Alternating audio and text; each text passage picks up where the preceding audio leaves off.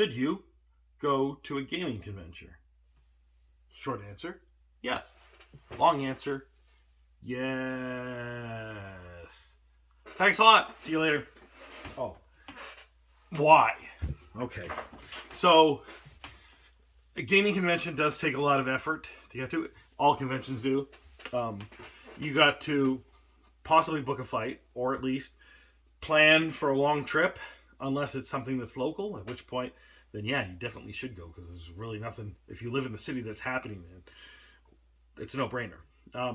But if you got to plan for a long trip, or a flight, or whatever, then, there's that. There's a hotel. There's, obviously booking time off work to do it if it's longer than just one weekend. And usually, if you got to travel far, it is longer than one weekend, so then it has to become part of your vacation. And then you're giving up other things you could do on your vacation, yes. But once you get to a convention, well, let's actually take a step back. Nowadays, you have to, register for the convention, register for the events that you want. So there's a lot of effort in that, because the registration happens at a longer interval than you pay for it. You wait a long time period, and then registration happens, and usually at an inconvenient time during the day or at night or whatever. And then the most popular things get booked up almost immediately, so you got to be on the ball if there's something specific you want to do. Now, I've tried both things with a convention, where I booked every single hour of the time I was there, and then that was with Gary Con. And then with Gen Con 2019, I booked 0 things, right? And both things were enjoyable. So I would say that a good mixture is book some things and then leave most of your time wide open, because there's lots of other things you can check out. Especially with a larger convention like Gen Con, there's a lot more stuff to check out with the merchants than there is, say, Gary Con, which was 1-2 rooms, right? So you want to, in a smaller convention, book more things. Larger convention, book less things, because there's a lot more things that you can just pop in on at a large convention. So now that you've got, you've paid for the convention, and then you get the hotel, I don't necessarily recommend getting a hotel at the convention, because they're more expensive. Although it is more enjoyable to just get up and then walk down to the convention that's in the same hotel that you're in. So if you're willing to pay that expense, then sure, I recommend it. But, you can always get it at a motel at the outskirts of the city, and then drive in and pay the parking, which it doesn't. The parking is usually, I don't know, anywhere between $10 to $30 a day. But the hotel room is usually $100 more per day, $50 to $100 more per day to be at the convention than on the outskirts of cities. So, maybe the money is close, or not. The money that you save isn't worth the inconvenience. I'll leave that up to you, but I normally, stay at a cheaper place, because I just don't like giving money to a hotel for a bed, like spending $200, $300 a night on a bed. I just think that's ridiculous, so I don't like doing it, so I don't.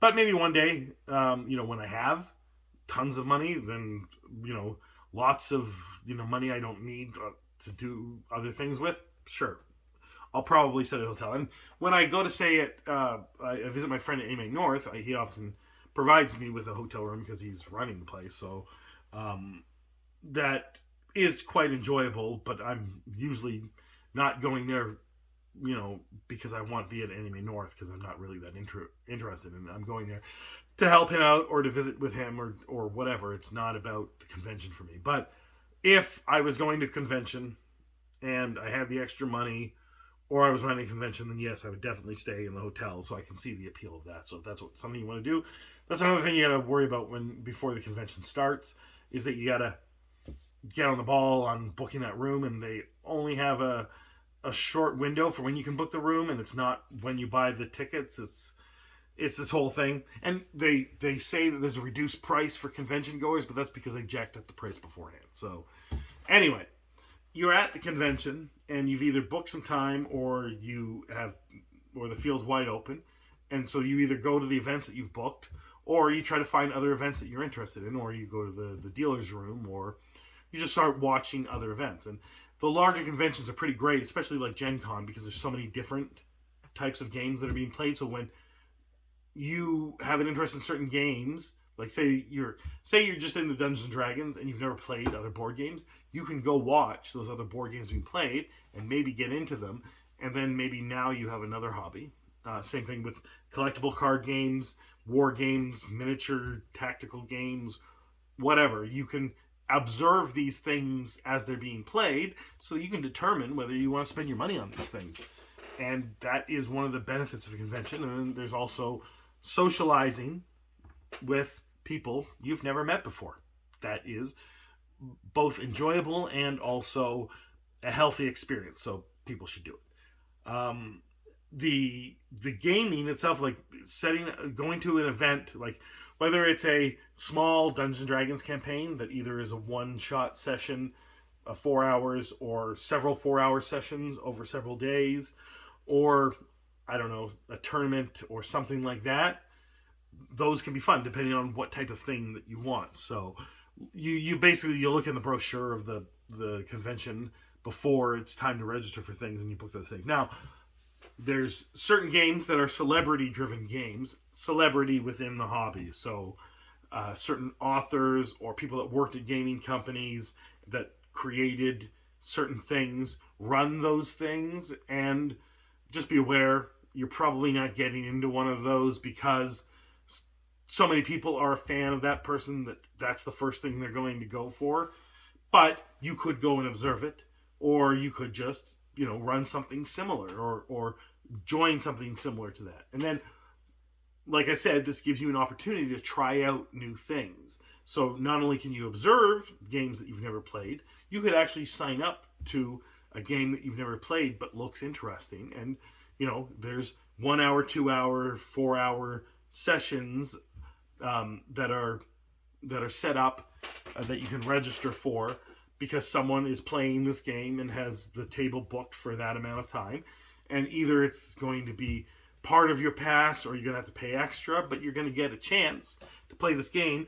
And it's likely at a convention, when someone's running this, they will help people learn the game. Not to the degree of, zero about it, so maybe you should watch a Let's Play before so that you understand a little bit about it. But people are very generous at conventions. So there's so many things, like you get to engage in your hobby with people you've never met. You get to see how new hobbies work. You get to observe how fun they are, or how, what's entailed in them. And you can ask questions of people to find out what the costs are and that sort of stuff. You get to actually play those things that you were interested in but never wanted to spend money on because you didn't know whether you'd still be interested in it after you tried it, because you didn't know whether it was good.